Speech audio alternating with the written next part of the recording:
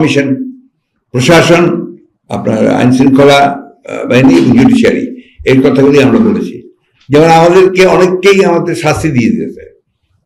আমাদেরকে শাস্তি দিলে যদি আপনার সেটা 2 বছরের বেশি হয়, তাহলে আমরা নির্বাচন করতে পারবো না। তো এটাও আপনার সংস্কার হওয়া প্রয়োজন। তো এই জিনিসগুলো আসতে হবে। তো আর সেই সঙ্গে অন্যান্য সংস্কারগুলো তো আপনি সময় মতো ওই গভর্নমেন্টে যে গভর্নমেন্ট আসবে সেই গভর্নমেন্টে করবে। সবচেয়ে বেশি গুরুত্ব দেওয়া দরকার। এবং যে আপনার একটা নির্বাচন কমিশন সংক্রান্ত, নির্বাচন সংক্রান্ত একটা সংস্কার কমিটি তো করা হয়েছে বদির আলম মজুমদার সবকে দিয়ে বলে, তাই না? আমার তো মনে হয় অতি দ্রুত, এটা 2 মাস লাগার কথা না, এবং 2 মাসের মধ্যেই উনি যদি দিয়ে দেন তাহলে একটা নির্বাচন করতে হবে। একটা সংস্কারের মধ্য দিয়ে তারা নির্বাচনে যাবে, যে নির্বাচনটা অবাধ নিরপেক্ষ হবে, জনগণের হাতে ক্ষমতা হস্তান্তর হবে। সেখানে প্রতিবন্ধকতার সৃষ্টি করছে 1।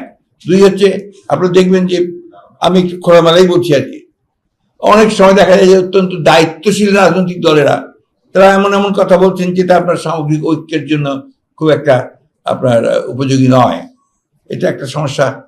দ্বিতীয়ত সমস্যা হচ্ছে, আপনারা দেখছেন যে আমরা জানি যে এই প্রশাসন এখন পর্যন্ত ফ্যাসিবাদ মুক্ত হতে পারেনি, এবং এটা ফ্যাসিবাদ মুক্ত হতে না পারার অন্যতম প্রধান কারণ হচ্ছে এত ডিপ রুটেড চলে গিয়েছিল আপনার ফ্যাসিবাদ, ডিপ স্টেটে তৈরি হয়েছিল, যে সেখান থেকে আপনার এখন ফ্যাসিবাদ বিরোধী লোকজনকেও খুঁজে বের করা কঠিন হয়েছে।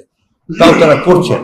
এখানে আমাদের যেটা সবচেয়ে বড় প্রয়োজন সেটা হচ্ছে আমাদের ঐক্য অটুট রাখা, ধৈর্য রাখা, এই সরকারের সমস্ত কাজকে আপনার সমর্থন দিয়ে এগিয়ে নিয়ে যাওয়ার চেষ্টা করা। আরেকটা বিষয় যেটা আপনি দেখেছেন যে ইন্ডাস্ট্রিয়াল বেল্টগুলোতে যে অশান্তি সৃষ্টি করা হচ্ছে, এর পছন্দ তো সুস্পষ্টভাবে ফ্যাসিবাদের দোষরদেরই আপনার ইঙ্গিত আছে, এটা পরিষ্কার হয়েছে, বোঝা যাচ্ছে। এই জিনিসগুলো আমাদেরকে আপনার আজকে যে কথাটা আপনি, যে প্রশ্নটা আপনি করলেন, সেটাই আমাদের কাছে মনে হচ্ছে যে একটা চক্রান্ত চলছে। উপরন্তু আপনি জানতে সোশ্যাল মিডিয়া ঠিক অতটা অভ্যস্ত নয়, তারপরেও আপনাদের কাছ থেকে শুনে বুঝি যে সীমান্তের ওপার থেকে আপনার আমাদের পতিত ফ্যাসিবাদী হাসিনা অডিও টডিও মাঝে মাঝে ফাঁস করে দেওয়া হয়, যেগুলোতে আপনার বিভিন্ন রকম বিভ্রান্তিকর খবর থাকে। অন্যদিকে আপনার আর একটা প্রচারণা খুব চালানো হয়েছে, আবার শুরু করার চেষ্টা করা হচ্ছে, সেটা হচ্ছে যে আপনার বাংলাদেশে যারা ধর্মীয়ভাবে সংখ্যালঘু তাদের উপরে অত্যাচার নির্যাতন চালানো হচ্ছে, যেটা একেবারে টোটালি বাকওয়াজ। এটা আমরা শুধু নই, ভারত থেকে যে সমস্ত সাংবাদিকরা এসেছিল, অনেক এসেছিল, তারা পর্যন্ত এখানে এই সমস্ত তারা দেখে গেছে এবং তারা রিপোর্ট করেছে যে যেটা বলা হচ্ছে এটা সঠিক নয়। যেটা হয়েছে সেটা হচ্ছে রাজনৈতিক কিছু সমস্যা তৈরি হয়েছে, সেটা সবসময় হয়, হতেই পারে। সুতরাং চক্রান্ত ওই জায়গায়, হ্যাঁ, এবং আমরা পছন্দ করি না।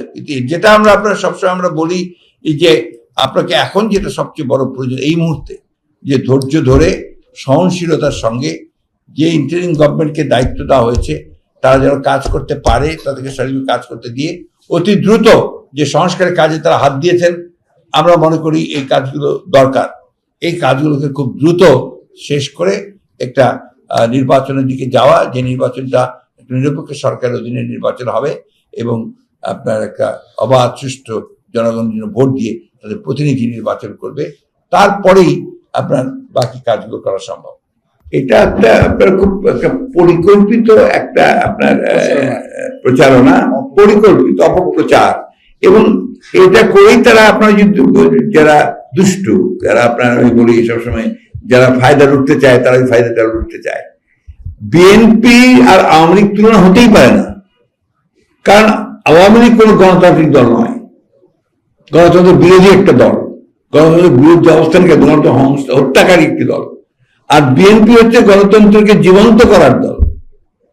1975 সালে স্বাধীনতার ঘোষক শহীদ প্রেসিডেন্ট জিয়াউর রহমান, তিনি একদলীয় গণতন্ত্র ব্যবস্থা থেকে বহুদলীয় গণতন্ত্র নিয়ে এসছেন, মাল্টি পার্টি সিস্টেম নিয়ে এসছেন। Begum Khaleda Zia parliamentary form government নিয়ে এসছেন।